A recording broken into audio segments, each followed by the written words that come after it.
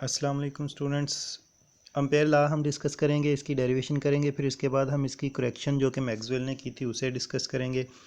Start करते हैं Biot-Savart law से, जो कि हमारे पास है B F R is equal to mu naught over 4 pi integral of J R prime cross R unit vector R square. ये आर यूनिट वेक्टर है, मैं इसे ज़रा क्लियर करके लिख देता हूँ। R unit vector R square और इनटू डीटा प्राइम। यहाँ पे स्टूडेंट्स एक्चुअली हमने मैग्नेटिक फील्ड फाइंड आउट करना है एक ऐसे पॉइंट पे जिसका पोजीशन वेक्टर ये वाला आर है, ये वाला, और यानी कि एक्स वाई जी यानी कि अनप्राइम्ड कोऑर्डिनेट्स हैं, जबकि हमारी जो करंट डेंसिटी है वो प्राइम्ड कोऑर्डिनेट्स में है, यानी कि ये आर प्राइम जो है ये रिप्रेजेंट कर रहा है प्राइम्ड कोऑर्डिनेट्स को, एक्स प्राइम वाई प्राइम जी प्राइम। और जो यहाँ पे ये इस फॉर्मेट में हमने जो आर लिखा हुआ है, ये आर वेक्टर जो है ये बेसिकली बराबर है आर माइनस आर प्राइम्ड पे।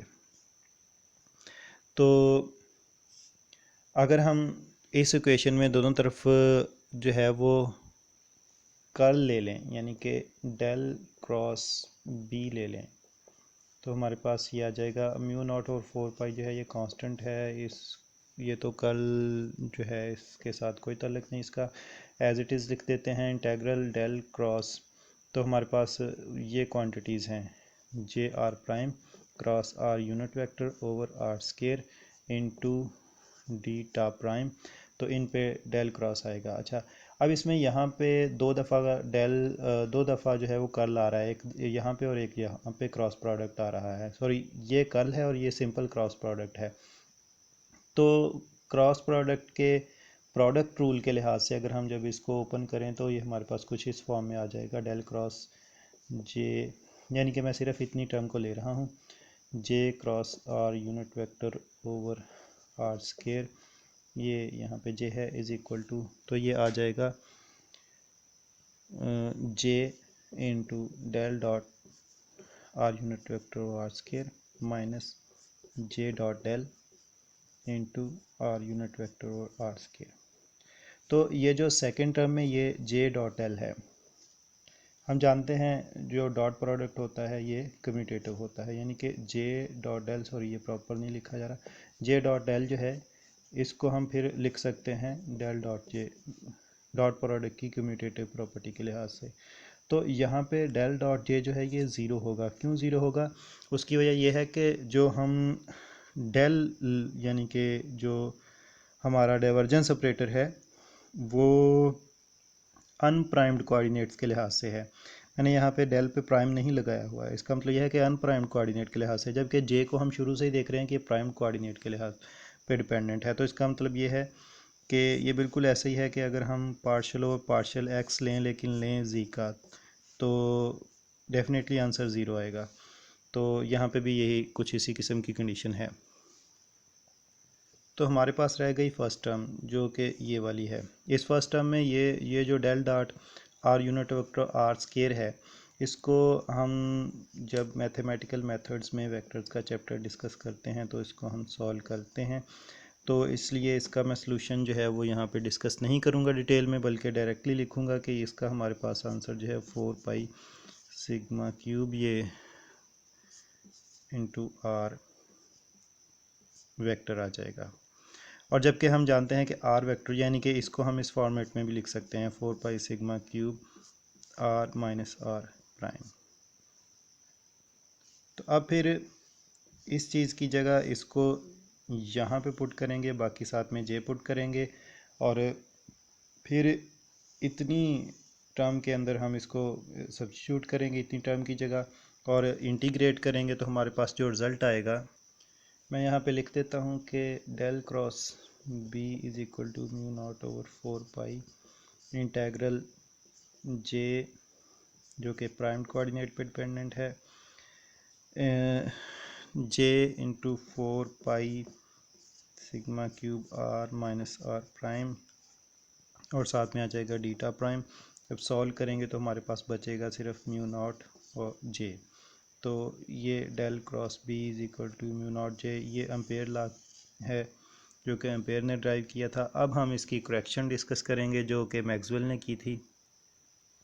जी, तो मैक्सवेल के ने जो करेक्शन की थी वो कुछ इस पॉइंट से लेकर की थी कि अगर हम यहाँ पे दोनों तरफ डॉट डाइवर्जेंस लें, यानी कि हमारे पास ये एम्पेयर्स लॉ है और इसमें हम डाइवर्जेंस लें del dot del cross B, तो दूसरी तरफ हमारे पास म्यू नॉट तो डेफिनेटली कांस्टेंट है, डाइवर्जेंस तो आएगा जे का। तो अगर हम लेफ़्ट साइड की बात करें तो ये तो डेफिनेटली ज़ीरो है, क्योंकि हम जानते हैं कि divergence of a curl is always zero. लेकिन यहाँ पे अगर हम बात करें तो डेल डॉट जे जो है, डेल डॉट जे सिर्फ स्टेडी करंट्स के लिए ज़ीरो होता है, ज़ीरो फॉर स्टेडी करंट्स। लेकिन अगर करंट हमारा स्टेडी ना हो, करंट डेंसिटी, तो फिर डेल डॉट जे जो है वो ज़ीरो नहीं होगा। तो अगर डेल डॉट जे ज़ीरो नहीं होगा तो क्या होगा? अच्छा चलें उसकी हम बाद में बात करते हैं। पहले तो यहाँ पे हम ये देख लें कि हमारी लेफ़्ट साइड तो ज़ीरो आ रही है, राइट साइड ज़ीरो नहीं आ रही। तो इसका मतलब ये है कि ये इक्वेशन बैलेंस्ड नहीं है, राइट साइड को भी ज़ीरो होना चाहिए अगर हमारी लेफ़्ट साइड ज़ीरो आ रही है। तो कुछ मिसिंग है जिसकी वजह से राइट साइड ज़ीरो नहीं आ रही, वो मिसिंग ढूंढते हैं फिर। तो इसके लिए फिर हम आते हैं इक्वेशन ऑफ कंटिन्यूटी की तरफ। क्या है इक्वेशन ऑफ कंटिन्यूटी? आपको याद होगा कि डेल डॉट जे जो है ये बराबर है माइनस पार्शियल रो और पार्शियल टी के, और यही इक्वेशन ऑफ कंटिन्यूटी है जब हम बात करते हैं अनस्टेडी करंट्स की, नॉन स्टेडी करंट्स, यानी कि करंट डेंसिटी जहाँ पे डेल डॉट जे जो है यहाँ पे ज़ीरो ना हो, तो इक्वेशन ऑफ कंटिन्यूटी ये है।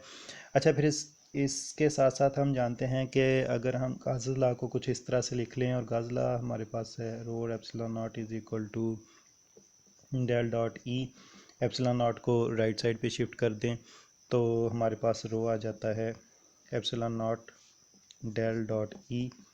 और अगर हम यहाँ पे इक्वेशन ऑफ कंटिन्यूटी में रो की जगह ये वाली टर्म पुट कर दें, सब्स्टिट्यूशन कर लें, तो हमारे पास फिर इक्वेशन ऑफ कंटिन्यूटी कुछ इस फॉर्म में आ जाएगी, del dot J is equal to minus, अच्छा ये जो डेल है इसको मैं बाहर लिखूँगा, डेल डॉट और फिर एप्सिलॉन नॉट, यहाँ पे हम ब्रैकेट डाल देते हैं, और ये क्योंकि पार्शियल टी, तो इलेक्ट्रिक फील्ड के लिए पार्शियल और पार्शियल टी हम पार्शियल डेरिवेटिव अप्लाई करेंगे पहले, टाइम डेरिवेटिव। तो इक्वेशन ऑफ कंटिन्यूटी हमारे पास कुछ इस फॉर्मेट में आ गई है। अब देखें कि अगर इस पूरी टर्म को मैं लेफ़्ट साइड पे शिफ्ट कर दूं तो क्या होगा जी, मैं यहाँ पे लिख के देखते हैं हम। तो डेल डॉट जे और दूसरी तरफ ये पॉजिटिव हो जाएगी, plus del dot epsilon naught partial E over partial T, तो राइट साइड पे रह गया ज़ीरो। तो इसका मतलब ये है कि अब हमारी राइट साइड ज़ीरो हो रही है। एम्पेयर्स लॉ में मिसिंग क्या था? Del dot epsilon naught partial E और पार्शियल टी। तो इसका मतलब ये है कि अगर हम यहाँ पे हमारी लेफ़्ट साइड ज़ीरो हो रही है और हम राइट साइड भी ज़ीरो चाहते हैं, तो उसमें ये वाली क्वांटिटी आएगी तो राइट साइड पूरी की पूरी ज़ीरो हो जाएगी, जैसे कि हम देख रहे हैं। तो यानी कि हम लिख सकते हैं इस तरह से कि मैं अरेज करके ज़रा प्रॉपर लिखता हूँ। तो हमारे पास यही जो डेल डॉट डेल क्रॉस, यानी कि हमने जो एम्पेयर्स लॉ का जो डाइवर्जेंस लिया था वो हमारे पास इस फॉर्मेट में आ जाएगा। अच्छा तो अब देखें कि अगर हम डाइवर्जेंस हटा दें लेफ़्ट राइट साइड से हर जगह से, तो हमारे पास del cross B is equal to mu naught J plus epsilon naught partial E over partial T बच जाएगा।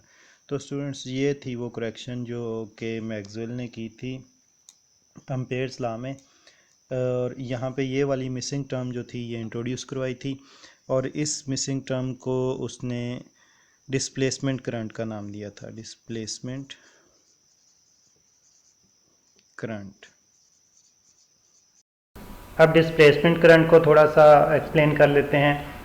तो हमने देखा कि हमारे पास जो एम्पेयर लॉ की करेक्टेड फॉर्म है वो है integral of P dot D L is equal to mu naught into I enclose plus epsilon naught D phi E over D T. तो ये जो क्वांटिटी है epsilon naught D phi E over D T, ये इसको हम इस format में भी लिख सकते हैं, एप्सिलॉन नॉट पार्शियल और partial T integral of D E dot D. ये डेरिवेशन में हमने ये टर्म जो थी वो देखी थी। तो बेसिकली ये क्वांटिटी जो है ये करंट की डायमेंशन देती है। तो यानी कि हम कह सकते हैं कि ये क्वांटिटी जो है वो करंट के तौर पर अपीयर होती है। तो इसी करंट को हम डिस्प्लेसमेंट करंट कहते हैं। मैक्सवेल ने ये नाम दिया था करेक्शन, एम्पेयर लॉ की करेक्शन करते हुए। अच्छा, तो फिर ऊपर वाली इक्वेशन को हम जो है वो इस फॉर्मेट में लिख सकते हैं, integral B dot D L is equal to mu naught into I enclose plus I D.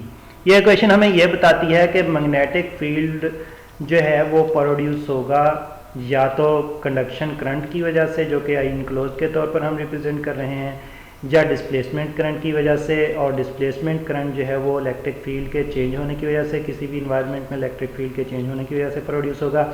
In other words electric flux के चेंज होने की वजह से प्रोड्यूस होगा। आप गौर करें कि जो डिस्प्लेसमेंट करंट है उसमें हमने ये rate of change of electric flux जो है वो लिया हुआ है, और यहाँ पे ये इंटीग्रल शो करता है कि इलेक्ट्रिक फील्ड किसी रीजन में चेंज हो रहा है। बहरहाल हम बात करें कि ये इक्वेशन हमें बताती है कि मैग्नेटिक फील्ड प्रोड्यूस होगा या तो कंडक्शन करंट की वजह से, या डिस्प्लेसमेंट करंट की वजह से, या दोनों की वजह से। और ख़ुद डिस्प्लेसमेंट करंट किसकी वजह से होगा? चेंजिंग इलेक्ट्रिक फील्ड की वजह से, जो किसी इन्वायरमेंट में चेंज हो रहा होगा, या चेंजिंग मैग्नेटिक फ्लक्स की इलेक्ट्रिक फ्लक्स की वजह से। तो हम इसको इस तरह से एक्सप्लेन कर सकते हैं कि हमारे पास यहाँ पे जो है वो ये दो प्लेट्स हैं जो कैपेसिटर के तौर पर एक्ट कर रही हैं। एक एंड पे हमने पॉजिटिव पोटेंशियल अप्लाई किया, दूसरी साइड पे नेगेटिव पोटेंशियल अप्लाई किया, और ये प्लेट्स जो हैं ये चार्ज अब होना शुरू हो गई, यानी कि इस कैपेसिटर पे चार्ज डेवलप होना शुरू हो गया। अब चार्ज जो है वो बेसिकली प्लेट्स के दरमियान तो मूव नहीं कर रहा, बल्कि इस सर्किट में से होता हुआ एक प्लेट से दूसरी प्लेट पे शिफ्ट होता है। लेकिन प्लेट के दरमियान में इलेक्ट्रिक फील्ड जो है वो, इन प्लेट के दरमियान में इलेक्ट्रिक फील्ड जो है वो चेंज हो रहा है। तो सर्किट के अंदर तो आई इनक्लोज्ड फ्लो कर रहा है, लेकिन प्लेट्स के दरमियान में जो है वो फील्ड चेंज हो रहा है, इलेक्ट्रिक फील्ड। अब वो जो इलेक्ट्रिक फील्ड चेंज हो रहा है वो बेसिकली यहाँ पे कुछ इस तरह की सिचुएशन डेवलप करेगा कि वो चेंजिंग इलेक्ट्रिक फील्ड जो है वो एक चेंजिंग मैग्नेटिक फील्ड डेवलप करेगा। इससे पहले स्टूडेंट हमारा कॉन्सेप्ट मैग्नेटिक फील्ड के बारे में यही है कि जहाँ पे करंट फ्लो करता है वहाँ पे मैग्नेटिक फील्ड प्रोड्यूस होता है, और जैसे ही वो करंट चेंज होता है तो वो मैग्नेटिक फील्ड भी चेंज होता है।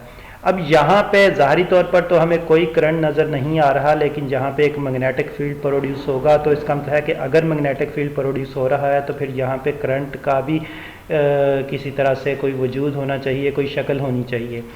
तो बेसिकली करंट का वो वजूद डिस्प्लेसमेंट करंट की शक्ल में होगा, और डिस्प्लेसमेंट करंट जो है वो किस वजह से होगा? इलेक्ट्रिक फील्ड के चेंज होने की वजह से। तो इलेक्ट्रिक फील्ड के चेंज होने की वजह से डिस्प्लेसमेंट करंट अपीयर होगा, डिस्प्लेसमेंट करंट अपीयर होगा तो मैग्नेटिक फील्ड यहाँ पे हमें नज़र आएगा। तो यानी कि दो प्लेट्स के दरमियान चार्जेस जो हैं वो वर्चुअली मूव कर रहे हैं, और उनकी मूवमेंट की वजह से इलेक्ट्रिक फील्ड चेंज हो रहा है, और उस इलेक्ट्रिक फील्ड के चेंज होने की वजह से डिस्प्लेसमेंट करंट प्रोड्यूस हो रहा है, और मैग्नेटिक फील्ड एग्जिस्ट कर रहा है। तो ये डिस्प्लेसमेंट करंट का कॉन्सेप्ट है, और इस डिस्प्लेसमेंट करंट के कॉन्सेप्ट को लेकर मैक्सवेल ने जो था वो एम्पेयर लॉ को करेक्ट किया था। Thank you very much. Stay home, stay safe.